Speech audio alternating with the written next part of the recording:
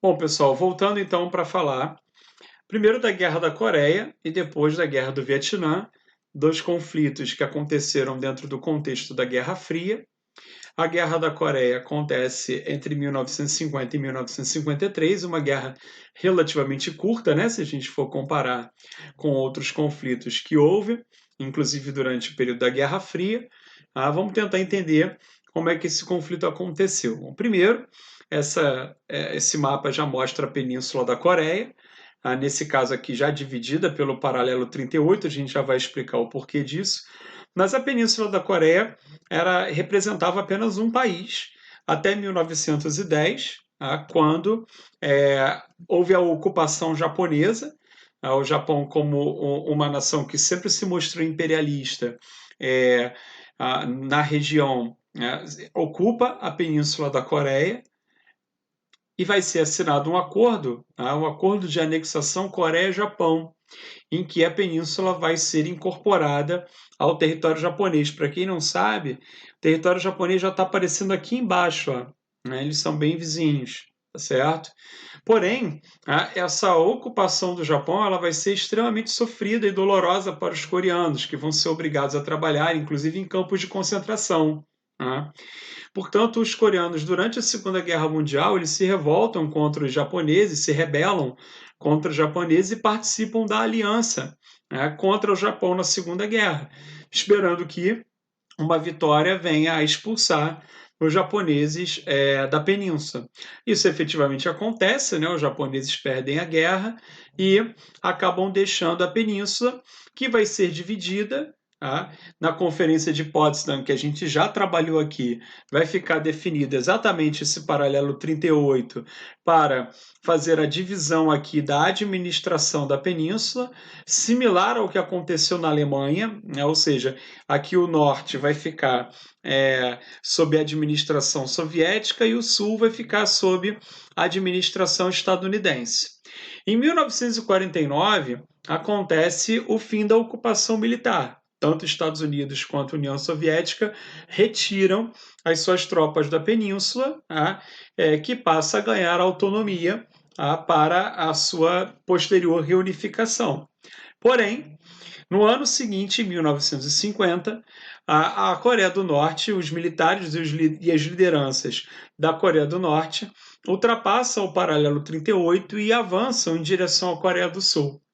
Isso vai ser entendido pela ONU como uma violação da paz e o Conselho de Segurança ele vai resolver aqui o que foi chamado na época de Resolução 83, autorizando a intervenção militar para retirar as tropas norte-coreanas que estavam aqui além do paralelo 38, certo?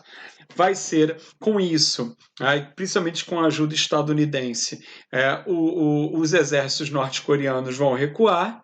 É assinado um armistício em 1953 que vai definir a fronteira que vale até hoje entre Coreia do Norte, sob forte influência soviética enquanto durou a Guerra Fria, e hoje sob forte influência chinesa, inclusive dependência chinesa em relação a fornecimento de alimentos, né, entre outras coisas, e a Coreia do Sul, e vai estar sob forte influência ocidental, que vai fazer, inclusive, com que a Coreia do Sul se transforme em um dos tigres asiáticos e uma das maiores potências econômicas da região. Tudo bem? Bom, vindo agora aqui para a Guerra do Vietnã, que já vai ser bem mais longa, né, vai durar 20 anos, a Guerra do Vietnã, também dentro do contexto da Guerra Fria, aqui a gente está vendo nesse mapa já o território já dividido, o Vietnã do Norte e o Vietnã do Sul, tá certo? Em 1954, na Conferência de Genebra, vai ficar definida essa divisão, uma vez que o Vietnã e outras partes e outras regiões aqui próximas vão ser colônias francesas, certo? A França vai tentar reaver o controle. Depois da Segunda Guerra, a França vai tentar reaver o controle sobre essa região. A Conferência de Genebra determina a divisão entre Vietnã do Norte e Vietnã do Sul. O Vietnã do Sul vai ficar sob proteção e administração dos Estados Unidos, Coreia do Sul, Austrália e Tailândia, enquanto que o Vietnã do Norte vai ficar sob administração da União Soviética e da China. Tá certo?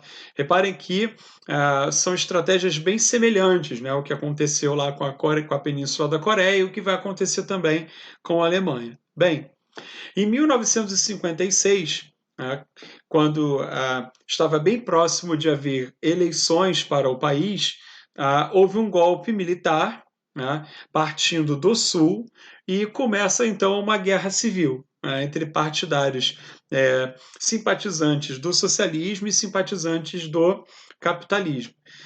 A partir de 1965, ou seja, 9 anos depois de iniciada a Guerra Civil, as tropas estadunidenses oficialmente desembarcam aqui no Vietnã do Sul, para dar apoio militar oficial ao Vietnã do Sul.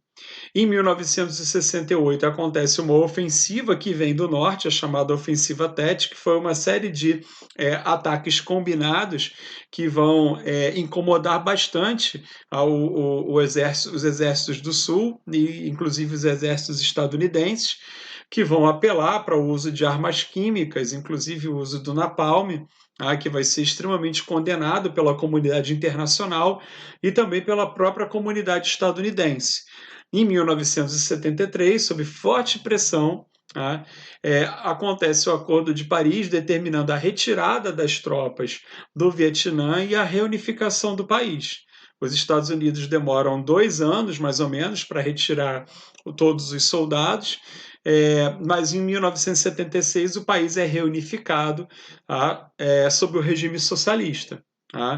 A guerra ela vai produzir imagens fortíssimas, né, como essa aqui, que vai correr o mundo, de uma mulher correndo com uma criança em colo, vítima aí dos bombardeios, e ela vai ter um saldo aí de 2,5 milhões de mortos, incluindo civis, tá certo?